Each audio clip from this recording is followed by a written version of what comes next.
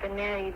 18 pa lang ako, nag-asawa na ako, ganyan. Pero sure na sure ako, and I have no regrets talaga. I've never been more peaceful. I love my husband more than anything else in the world, and he loves me more than anything else in the world. And it's a beautiful relationship we have, and we're going to build a beautiful family.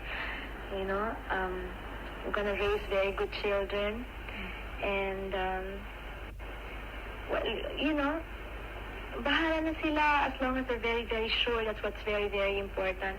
Ang kasal, lalo na in the Philippines, once you're married, and like me, I'll be Mrs. Gabby Concepcion forever and ever, and I don't mind. I'm very, very happy. Pero, syempre, you can never tell some people, naghihiwalay kami. Of course, we're hoping for the best. Hindi naman siguro mangyayari yun. You look like Mama? Huh? You look, say hi. Oh, you look like Papa. Say good evening, everybody. I know Tanga again.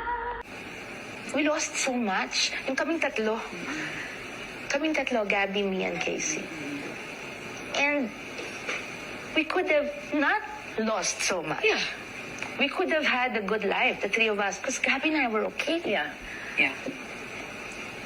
Then things happened, and you know, and I just, up to now, no, it pinches me a lot. Kasi kung bilang nanay, kahit anong bigay mong material na bagay, ang gusto ng bata, magkasama kayo yung magulang.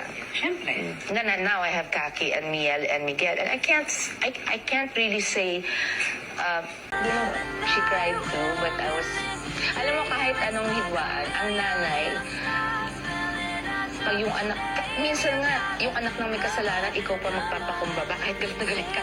Pero pag iniyakap ka ng anak mo, wala na, nakalimutan mo na. Exactly. Nothing matters.